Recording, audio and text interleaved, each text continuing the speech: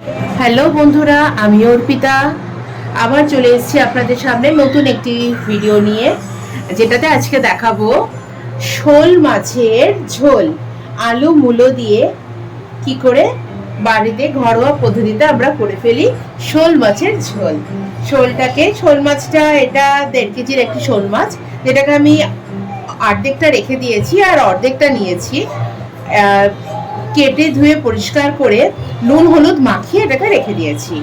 তার সঙ্গে নিয়ে নিয়েছি কেটে রাখা আলু, সরু সরু করে আলু আর মূলো, দুটোকে সেম সাইজে কাটবেন, না হলে কিন্তু কোনোটা আগে ভাজা হবে, কোনোটা হয়তো কাঁচা থেকে যেতে পারে, তো দুটোকে সেম ভাবে কাটবেন। আর নিয়ে নিচ্ছি কয়েকটা ছেঁড়া কাঁচা লঙ্কা, তার সঙ্গে নিচ্ছি হলুদ গুঁড়ো, লঙ্কা গুঁড়ো, জিরের গুঁড়ো আর নুন। আর ফোড়নে দেব হচ্ছে তেজপাতা, একটি শুকনো লঙ্কা আর সাদা জিরে। ব্যাস, এবার আমি আমার রান্নাটা শুরু করি। গ্যাসটাকে অন করে দিই, কড়াইটা গরম হতে থাকুক। কড়াইটা গরম হয়ে গেলে কড়াইতে দিয়ে দেবো পরিমাণ মতো সর্ষের তেল, দিয়ে মাছগুলোকে ভেজে নেব। মাছগুলো ভাজা হয়ে গেলে তারপর একে একে সেই তেলে সবজি টবজি সব দিয়ে দেবো। কড়াই গরম হয়ে গেছে, কড়াইতে দিয়ে দেব পরিমাণ মতো তেল। যেহেতু যে তেলটা দেব সেটাতে মাছটাও ভাজা হয়ে যাবে আর সবজিগুলোও ভাজা হয়ে যাবে। তো তেলটা দিয়ে দিলাম। তেলটা গরম হলে মাছগুলোকে একে একে কড়াইতে ছেড়ে দেব। তেল গরম হয়ে গেছে, গ্যাসের ফ্লেমটাকে কম করে এবার একে একে নুন হলুদ মাখানো মাছগুলোকে আমি ছেড়ে দেব। আবারও বলে রাখি, আমি কিন্তু পুরো মাছটা আজকে নিইনি, আজকে অল্প করে মাছ নিয়েছি। তো কালকেই মাছটা আমার কাছে কলকাতা থেকে একদম সদ্য নতুন মাছ, টাটকা জ্যান্ত শোল এসেছিল। তো পুরো মাছটা একদিনে করব না, আর একদিন দেখি নতুন একটা রেসিপি নিয়ে আপনাদের কাছে আবার আমি শোল মাছটাকে দেখাবো, যে অন্য কি পদ্ধতিতে এই শোলটা রান্না করা যায়।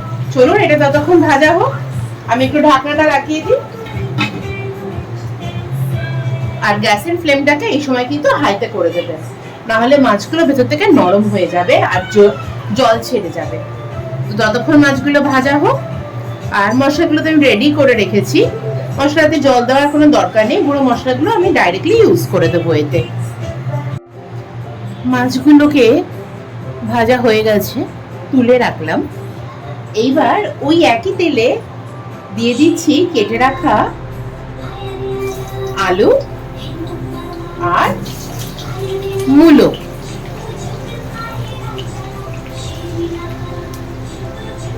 হালকা ভাজা হলেই এটাকে নামিয়ে নেব।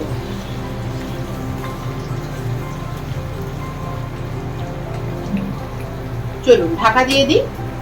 ঢাকা দিলে ভালো করে ভেতর থেকে না নরম হয় না, যদি ভেতর থেকে সেদ্ধ হয়ে যায়, খানিকক্ষণ সেদ্ধ হওয়ার পর 5 মিনিট ঢাকা দিয়ে রেখে তারপর এটাকে ঢাকনা খুলে একটু লাল করে ভেজে নেবেন। কেউ হয়তো কম ভাজা ভালোবাসেন, কেউ হয়তো একটু লাল লাল করে ব্রাউন কালারে ভাজা ভালোবাসেন, তো যে যেরকম খান সেই হিসেবে করবেন। আমি খুব বেশি লালও করব না, খুব বেশি একদম কাঁচা টাইপেরও করব না। খানিকক্ষণ 5 মিনিট এটাকে ঢেকে রাখবো। এটা ভাপে ভাপে এটা একটু নরম হয়ে যায়, তারপর এটাকে খুলে ভাজবো। গ্যাসের ফ্লেমটাকে হাই করে ঢাকনাটা খুলে একবার দেখে নেব, আর দিয়ে দেব 4টে ছেঁড়া কাঁচা লঙ্কা। দিয়ে এটাকে আরেকবার নাড়াচাড়া করে ঢাকা দিয়ে দেব। এখন ফ্লেমটাকে কিন্তু হাইতেই রাখবেন, কমিয়ে দেবেন না।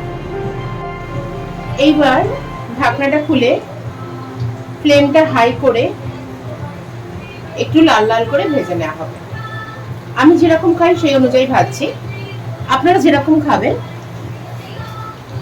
সেই রকম ভাবে ভেজে নেবেন। আর এটা ভাজা ভাজা হতে হতে সবজিটাকে যদি আপনারা চান তুলে রেখে তারপর আপনারা ফোড়ন দিয়ে মশলা দিয়ে কষিয়ে নিতে পারেন। আর যদি মনে করেন যে হাতে একদম সময় নেই, চটজলদি বানিয়ে নিতে হবে, তাহলে আমি একটা ছোট্ট করে টিপস দিই, সবজিগুলোকে আর কড়াই থেকে তুলতে হবে না, রেখেই দেন না কড়াইতে। কে বলেছে আবার কড়াই থেকে তোলো রে, বাটির মধ্যে রাখো রে? ওই কড়াইতেই দেখুন লাল লাল হয়ে গেছে ভাজাগুলো, একটু ফাঁকা করে নিয়ে ওই কড়াইতেই দিয়ে দিন এই তেজপাতা, সাদা জিরে, শুকনো লঙ্কা, তার মাঝে দিয়ে দিন এবার একটু হালকা হাতে নাড়াচাড়া করে তাতে দিয়ে দিন বাকি মশলাগুলো, সেগুলোকে দিয়েও আবার একটু নাড়াচাড়া করে নিন। ফ্লেমটা কিন্তু অবশ্যই কমাতে ভুলে যাবেন না, না হলে তো আলু মুলো একেবারে জ্বলে যাবে, তখন পুড়ে গেলে বাকিরা বলবে কি রান্না করেছো তুমি, ইস এ তো রান্না পারে না। খবরদার, মনে রেখে ফ্লেমটা কমিয়ে দেবেন কিন্তু। এটা নাড়াচাড়া হতে হতেই, কারণ বেশিক্ষণ এটা কিন্তু ভাজা যাবে না, যেহেতু আমরা এটাতে হলুদ ব্যবহার করেছি। তাহলে এর মধ্যে এবার দিয়ে দেব গ্যাসের ফ্লেমটাকে কম করে ঝোল বানানোর জন্য কিছুটা জল।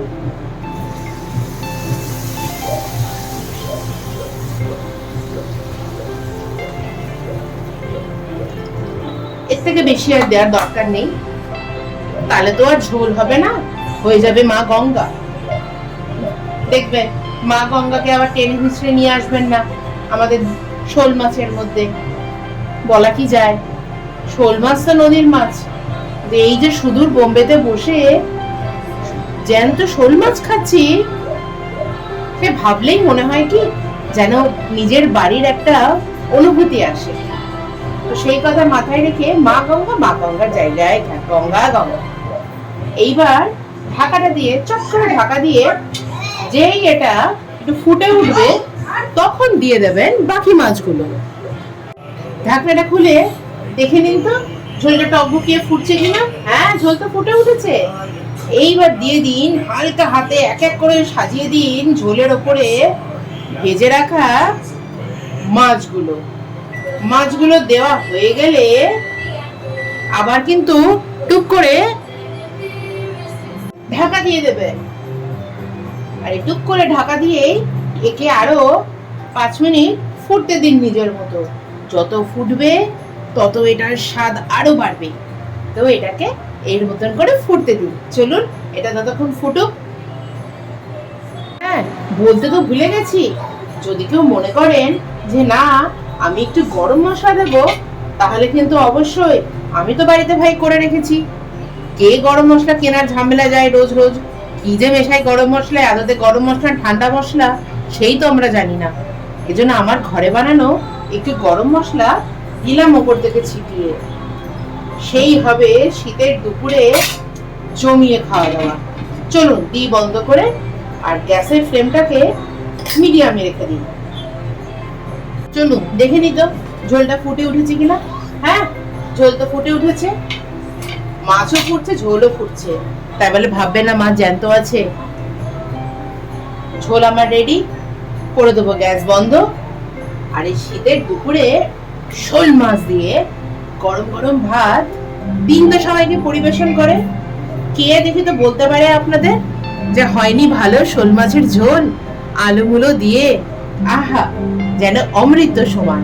চলুন তাহলে আজকের মতো আমি ব্লগটাকে এখানেই শেষ করছি। আবার দেখা হবে নতুন একটি ভিডিওতে। যদি আমার রেসিপিটা ভালো লেগে থাকে, আলু মুলো দিয়ে শোল মাছের ঝোল অবশ্যই আপনারা বাড়িতে ট্রাই করবেন, আর আমাকে জানাতে ভুলবেন না কিন্তু কেমন হলো। খারাপ হলেও কিন্তু বলবেন, আর ভালো হলেও কিন্তু জানাবেন। চলুন তাহলে আজকের মতো টাটা বাই বাই। আবার দেখা হচ্ছে আপনাদের সঙ্গে নতুন একটি ব্লগে। ততক্ষণে আপনারা ভালো থাকবেন, সুস্থ থাকবেন আর সাবধানে থাকবেন। আবার দেখা হবে পরবর্তী একটি ব্লগে। Tata bye bye.